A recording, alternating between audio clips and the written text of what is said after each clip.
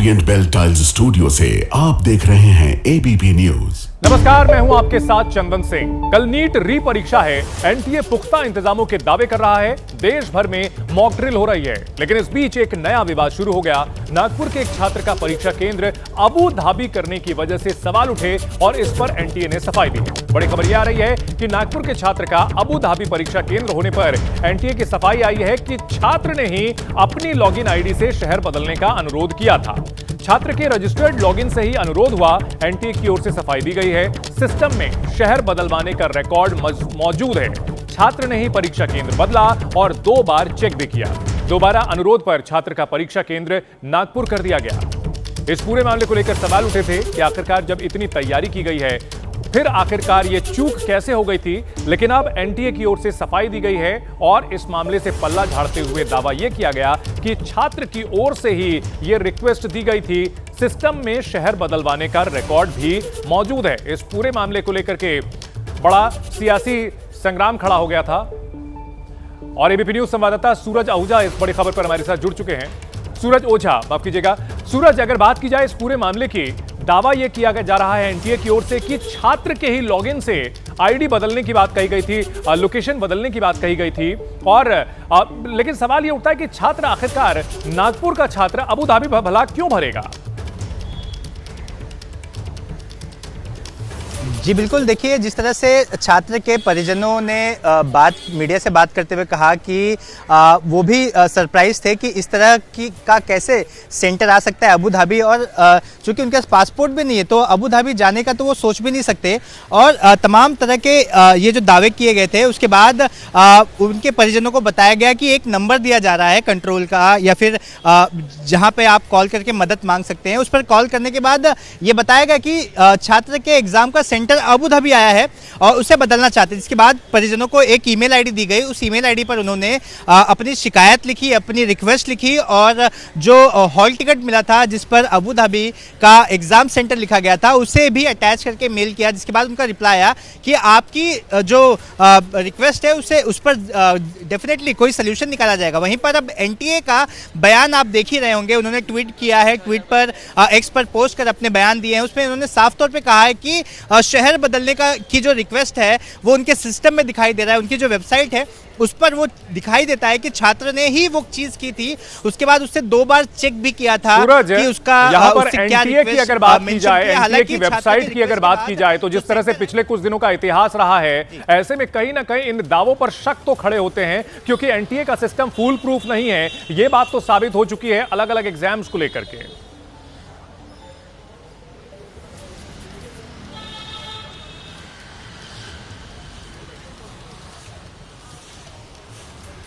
सूरज, system को लेकर के अगर एनटीए दावा यह करता है, लेकिन हाल के एग्जाम्स में देखा जाए तो कई बार गड़बड़ी की घटनाएं सामने आ चुकी हैं। अगर बात की जाए सीबीएसई की परीक्षा में जिस तरह की गड़बड़ी हुई थी, और ऐसे में एनटीए का यह दावा कर देना कि हमारा सिस्टम बिल्कुल फूल प्रूफ है, यह सही लगता है क्या? देखिए, अब उदाहरण सामने है, या हम इसे कोई गॉसिप नहीं मान सकते। ये हॉल टिकट पे प्रिंटेड है और परिजनों का दावा भी है कि अबू धाबी की रिक्वेस्ट की ही नहीं गई थी, तो कैसे अबू धाबी हमारा बच्चा एग्जाम देने के लिए जाएगा। जिसके बाद रिक्वेस्ट रेज की गई, सेंटर बदलने के लिए आवेदन किया गया, मेल किया गया, जिसके बाद एनटीए ने उनकी बात मान ली। लेकिन देखिए, जिस तरह की बात की जा रही है कि कई गड़बड़ियां तो हम देखते आ रहे हैं, ये कई दिनों का डॉक्यूमेंटेड रिकॉर्ड है कि कई गड़बड़ियां हमको दिखाई दी हैं, और जिसके बाद अब ये जो बड़ी गड़बड़ थी उसी के बाद तो ये री एग्जाम हो रहा है। कहां से पेपर लीक हुआ, सीबीआई ने जांच की, तो तमाम तरह की गड़बड़ियां कहीं ना कहीं से तो हो रही है। इंटरनल होंगी एनटीए को, तभी तो इस तरह का री एग्जाम लेना पड़ा। लेकिन एनटीए इस बात को कभी एक्सेप्ट नहीं करेगी। जी बिल्कुल। इन सब के बीच अपने दर्शकों को एक बार फिर से बता दें पूरी खबर क्या है। दरअसल एक छात्र जो नागपुर का रहने वाला है, उसका यूएई के अबू धाबी में सेंटर निकला। परेशान था छात्र, परेशान थे उसके माता पिता, और काफी मशक्कत के बाद आखिरकार वो केंद्र बदल दिया गया, फिर से नागपुर कर दिया गया। लेकिन सवाल ये उठ रहे हैं कि एनटीए ये दावा कर रहा है कि छात्र की ओर से उसके अपने लॉगिन से इस तरह के बदलाव किए गए थे, 2 बार चेक किया गया था। यहां पर सवाल यह उठता है कि जिस छात्र के पास पासपोर्ट तक नहीं है, वो भला अपना सेंटर अबू धाबी कैसे भरेगा? उसके माता पिता इस बात से पूरी तरह से इनकार कर रहे हैं, दावा कर रहे हैं कि हमारे एंड से कोई गलती नहीं हुई है और और एनटीए की अगर बात की जाए, एनटीए के सिस्टम की बात की जाए, तो इसमें फॉल्ट के, इसमें कहीं ना कहीं गड़बड़ी के यहां संकेत मिलते रहे हैं और सबूत भी मिलते रहे हैं। और ऐसे में यह एक बड़ा सवाल है कि क्या अभी भी जो दावे किए जा रहे हैं नीट परीक्षा को फुल प्रूफ कराने के, इसमें अभी भी छेद हैं, कहीं ना कहीं जो गलतियां हैं, खामियां हैं, जिसकी वजह से ऐसा हुआ है। इन सब के बीच सूरज, बहुत शुक्रिया इस पूरी जानकारी के लिए। कल होनी है नीट परीक्षा और नीट परीक्षा में किसी तरह की गड़बड़ी ना हो, इसके लिए देश भर में मॉक ड्रिल की गई है। इस मॉक ड्रिल के जरिए परीक्षा को लेकर की गई तैयारियों को परखा गया है। सुबह से ही देश भर के सभी परीक्षा केंद्रों पर मॉक ड्रिल की जा रही है। तमाम राज्यों के अलग अलग सेंटर्स पर सभी इंतजामों को परखा जा रहा है। परीक्षा से ऐन पहले ठोक बजाकर सारी व्यवस्थाओं को देखा जा रहा है। आपको बता दें कि 550 से ज्यादा शहरों में कल यह परीक्षा आयोजित होनी है, जिसमें 5000 से ज्यादा सेंटर पर लगभग 22 लाख अभ्यर्थी परीक्षा देने के लिए पहुंचेंगे। 7 लाख लोगों की ड्यूटी इस व्यवस्था में लगाई गई है। एनटीए की कोशिश है कि बिना किसी गड़बड़ी के इस बार परीक्षा आयोजित हो जाए। कल खुद सिस्टम की अग्नि परीक्षा है, यह कहना गलत नहीं होगा, क्योंकि इस बार इस परीक्षा को कराने के लिए जैसी तैयारियां की गई हैं, वो शायद पहले कभी नहीं की गई होंगी। आपने ऐसा कब सुना होगा कि वायुसेना किसी एग्जाम के पर्चे पहुंचा रही है? सुरक्षा के इंतजाम में सीआरपीएफ को लगाया गया है, सीआईएसएफ को लगाया गया है, तमाम तरह की तैयारियां की जा रही है। यह सब इसलिए किया जा रहा है क्योंकि हमारा जो मौजूदा सिस्टम है वो नकल प्रूफ एग्जाम कराने में, पेपर लीक प्रूफ का एग्जाम कराने में नाकाम रहा है।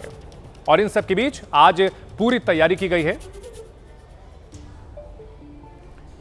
तो नीट की यह परीक्षा जो है, यह बेहद प्रतिष्ठित परीक्षा मानी जाती है और इस परीक्षा में 22 लाख से ज्यादा छात्र शामिल हो रहे हैं। देखिए, कल नीट की जो परीक्षा है उसको लेकर के पुख्ता इंतजाम किए जा रहे हैं। अगर बात की जाए तो सीसीटीवी कैमरे सही है या नहीं, यह भी जांच की जा रही है, पूरी व्यवस्था जांच की जा रही है और साथ साथ 2 लाख निरीक्षक यहां नियुक्त किए गए हैं। कर्मचारियों की संख्या भी अभूतपूर्व है, बहुत बड़ी संख्या है। अगर बात करें तलाशी के लिए स्टाफ है या नहीं, यह भी सुनिश्चित किया जा रहा है। मॉक ड्रिल जो है इसके जरिए देखा जा रहा है और 3 लाख सुरक्षा कर्मी लगाए जा रहे हैं। बेहद कड़ी सुरक्षा व्यवस्था है, हर इंतजाम जो है जांचा परखा जा रहा है। अभ्यर्थियों की लिस्ट लगी है या नहीं, कोई भी गड़बड़ी होगी तो सबकी नजर है यहां पर और ऐसे में कोई चूक नहीं करना चाहते हैं एनटीए वाले। इस बार 2 लाख तलाशी के लिए यहां कर्मचारी लगाए गए हैं। देखिए, लाखों की संख्या में कर्मचारी लगाए गए हैं ताकि जो गड़बड़ियां होती रही हैं, जो आरोप लगते रहे हैं, जिस वजह से पेपर लीक हुए हैं, वो सब कुछ ना हो, यह सुनिश्चित करने की कोशिश एनटीए की ओर से की जा रही है। तो देखिए, अलग अलग तस्वीरें आपको दिखाते हैं किस तरह से राजधानी दिल्ली समेत पूरे देश भर में यहां मॉक ड्रिल की गई है। देखिए, दिल्ली है, गोरखपुर है, महाराष्ट्र के, राजस्थान, बिहार, गुजरात, अलग अलग राज्यों की तस्वीर, भोपाल, वारंगल, देहरादून, गुवाहाटी, हर प्रदेश में आज मॉक ड्रिल जो की गई है उसकी तस्वीरें व्यवस्था चाक चौबंद देखी जा रही हैं, की जा रही हैं। इस बड़ी खबर पर हर अपडेट आपको देते रहेंगे। अब बात करते हैं करोड़ों राम भक्तों की आस्था से खिलवाड़ की। भगवान राम के दान में डकैती डालने वालों की उल्टी गिनती शुरू हो चुकी है। अयोध्या में बीते 6 दिन से एसआईटी की टीम जांच कर रही है। खबर है कि जांच टीम ने एक-एक किरदार का पता लगा लिया है और अब जल्द सीएम योगी आदित्यनाथ को यह एसआईटी रिपोर्ट देने वाली है। 140 से ज्यादा लोगों से पूछताछ हो चुकी है, सीसीटीवी खंगाले गए हैं, सबूत जुटाए जा रहे हैं। हर सवाल जो कि हर राम भक्त के मन में है, सबसे बड़ा सवाल कि आखिरकार भगवान राम को दिया गया चंदा, भगवान राम को दिया गया दान आखिर किसने चोरी किया। हर वो नाम सामने लाने की कवायद है जिसने ये अधर्म किया है। चढ़ावे पर डाका डालने वाले रामद्रोही कौन हैं, ये सभी जानना चाहते हैं। अयोध्या और राम मंदिर को बदनाम करने वाले लोग कौन हैं जो राम मंदिर का चढ़ावा लेकर के चंपत हो गए। इस बीच एक बड़ी खबर यह आ रही है कि राम मंदिर ट्रस्ट के कुछ सदस्यों को हटाया जा सकता है। एफआईआर में जिनका नाम होगा उन्हें जेल भेजा जाएगा, जिन्होंने लापरवाही की है उन्हें ट्रस्ट से बाहर किया जाएगा। जांच के बाद एसआईटी केस दर्ज करने की तैयारी में है। एफआईआर में जिनका नाम होगा उन्हें जेल भेजा जाएगा, यह सूत्रों से बड़ी जानकारी मिल रही है। कई लोगों पर कार्रवाई संभव है। राम मंदिर ट्रस्ट से जुड़े हुए कई लोगों को बाहर का रास्ता दिखाया जा सकता है और यही नहीं, न सिर्फ ट्रस्ट से निकाला जाएगा बल्कि जिनकी भूमिका रहेगी, जिनकी भूमिका इस गड़बड़ी में सामने आएगी, उनको जेल भी भेजा जाएगा, क्योंकि आस्था के साथ खिलवाड़ किया गया है। इस बीच सियासी घमासान भी खूब हो रहा है। सीएम योगी आदित्यनाथ के सामने आज से लेकर कल तक में ये फाइल पहुंच जाएगी, जिसमें एसआईटी की ओर से दूध का दूध और पानी का पानी करने की बात जो कही गई थी सीएम योगी की ओर से, ये इस रिपोर्ट के जरिए किया जाएगा, उम्मीद की जा रही है। सियासी घमासान खूब हो रहा है। अखिलेश यादव की ओर से एक और ट्वीट किया गया और हमला बोला गया। पहले बीजेपी पर निशाना साधा गया था, अब आरएसएस को घेरा जा रहा है।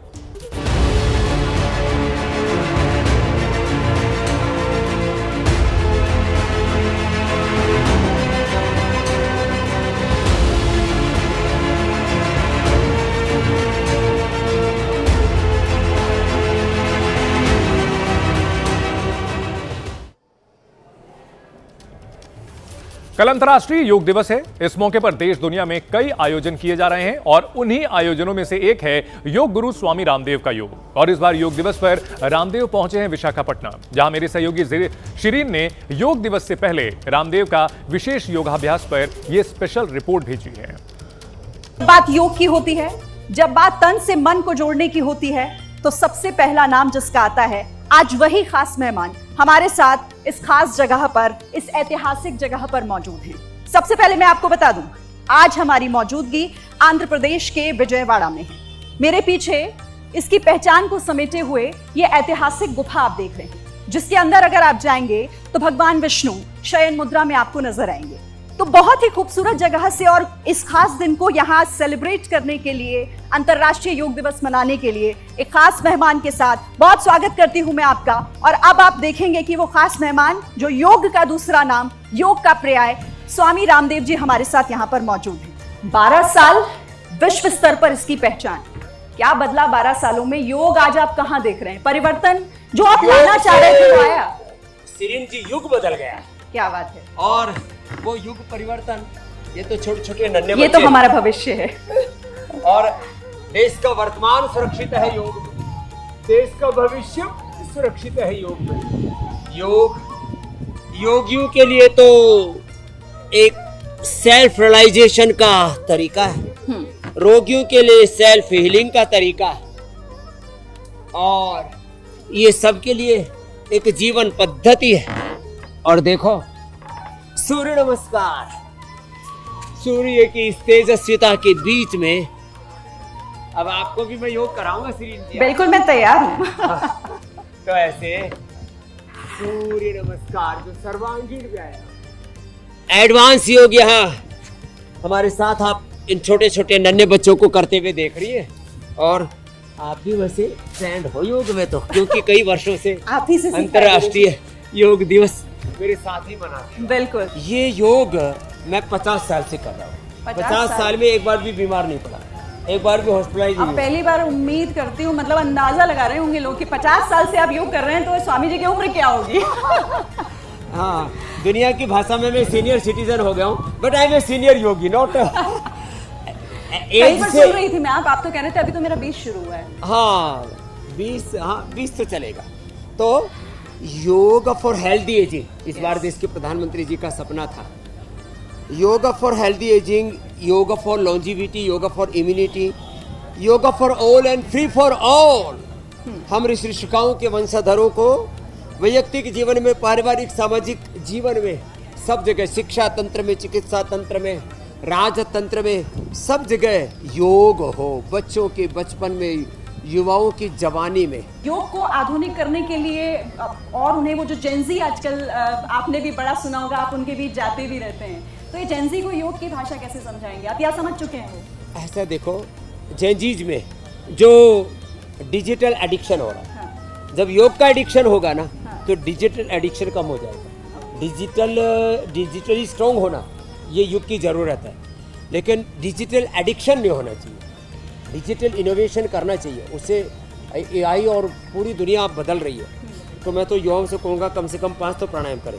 योग हमारा ये पर्व भी है, इंटरनेशनल योग डे। योग हमारा गर्व भी है, योग हमारी विरासत भी है, और योग हमारे नव विकास का, सर्वांगीण विकास का एक बहुत बड़ा साधना है। तो देखो, योग यूथ के लिए भी है, योग बच्चों के लिए भी है, योग नेताओं के लिए भी है, पक्ष और विपक्ष के लिए भी है। आजकल पार्टियां बड़ी टूट रही हैं, और उसमें यदि आत्मसंयम खो दिया तो ब्लड प्रेशर बढ़ सकता है, ब्रेन स्ट्रोक, हार्ट अटैक हो सकता है।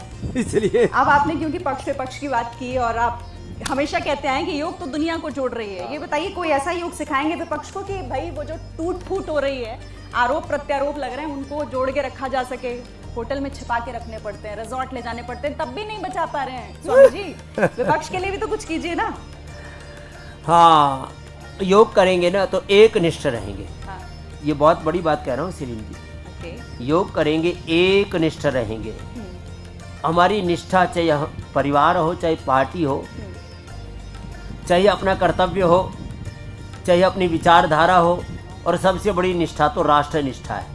वैसे जो पार्टियां छोड़ रहे हैं वो कह रहे हैं कि जिन पार्टियों से हमने नाता तोड़ा है, जिनको छोड़ा है, वो विचारधारा से भटक गई, वो परिवारवादी हो गई, वो व्यक्तिवादी हो गई, हम राष्ट्रवादी विचार से जुड़ रहे हैं। वैसे योग से सच्चा राष्ट्रवाद, मानवतावाद, अध्यात्मवाद, जिनको हम मोरल वैल्यूज बोलते हैं, स्पिरिचुअल वैल्यूज बोलते हैं, human values, constitutional and democratic values बोलते हैं ना, योग तंत्र से वो जो संवैधानिक तंत्र है हमारा, जो भीतर का संविधान है परमात्मा का, और जो बाहर का भी हमारा जो संविधान है, उसके साथ हम जुड़ तो जाते हैं। तो योग जो है ना अपने जीवन को एक सही डायरेक्शन तो देता है मेरी बहन। नहीं होगा योग तो होगा घालमेल, और योग होगा तो जीवन में होगा तालमेल। और कदम कदम बढ़ाए जा, खुशी के गीत गाए जा, ये जिंदगी है कौम की, देश की तो देश पर उठाए। बात देश की कर रहे हैं, उत्तराखंड से आप आते हैं, उत्तर प्रदेश में आप देख ही रहे हैं क्या चल रहा है, क्या चल रहा है, आपको भी तो कुछ खबर होगी। कह रहे हैं वहां भी पाला बदलना हो रहा है। हर प्रश्न का उत्तर मिल रहा है। अभी तो प्रश्न प्रदेश है और अपराध मुक्त प्रदेश बना दिया। योगी जी को धन्यवाद, अमित शाह जी को धन्यवाद, मोदी जी को धन्यवाद, धन्यवाद पक्ष विपक्ष को। और भाई अपना अपना घर बचा के रखना। और जिनके यही मैं पूछ रही हूँ, बंगाल में हो गया, महाराष्ट्र में आप देख ही रहे हैं, उत्तर प्रदेश में भी होने वाला है क्या ऐसा कुछ? सब योग करें तो लोग अपने स्वधर्म से नहीं डिगेंगे। और जहाँ उथल पुथल हो गई है तो अपने को ब्रेन स्ट्रोक, हार्ट अटैक नहीं होगा। तो नहीं तो जिंदगी संग्राम है, देवासुर संग्राम है। चलिए आप इशारों संग्राम है, लड़ना इसे पड़ेगा, जो लड़ नहीं सकेगा वो आगे नहीं बढ़ेगा। इसलिए इस देवासुर संग्राम में योग करो, विजयी बनो। वैसे भी युद्ध का वातावरण बना रहता है, कभी ट्रम्प, कभी उधर से जो है वो क्या कहते हैं सी जिनपिंग, तो कभी उधर से जो है पुतिन, कभी खोमनाई, कभी इधर अलग अलग जो है। अब तो युद्ध हम देख रहे हैं कि तलवार खींच लेते हैं। अब तो तलवारें थोड़ी मैदान में रखी जा रही है। हाँ, तो समाधान युद्ध से नहीं, योग से ही निकलेगा। योग से ही विश्व स्वास्थ्य, विश्व शांति का सपना पूरा होगा। आप ऊपर बच्चों का बता रहे थे को एक और चटका, ये तो देखा, मुझे तो लगा गिर जाएगा, पर वो उसका बैलेंस था। अरे वो कैमरा कैच नहीं कर पाया, छूट गया तेरा कैमरा में।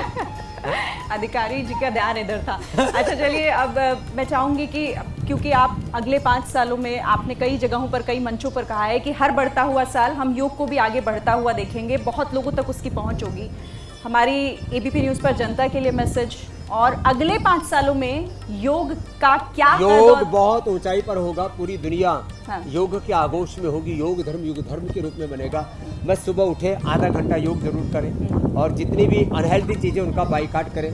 योग, आयुर्वेद, स्वदेशी को अपनाएं, और आत्मनिर्भर भारत बनाने में, विकसित भारत बनाने में, एक स्वस्थ समृद्ध परम वैभवशाली जगत गुरु विश्व गुरु भारत बनाने में आप भी एक अपनी भूमिका निभाइए। ये देश हमारा है, योग अपनाइए, योग अपनाइए। एक भारत श्रेष्ठ भारत, स्वस्थ भारत, महान भारत का निर्माण कीजिए।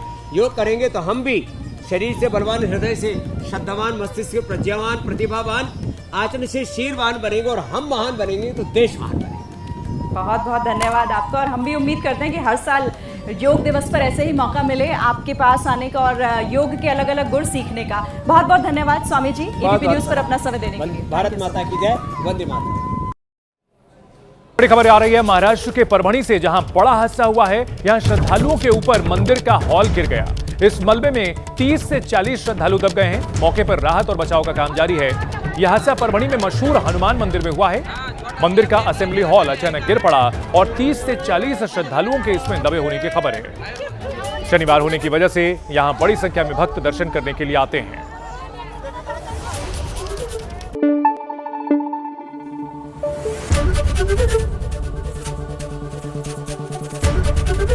एबीपी न्यूज आपको रखे आगे।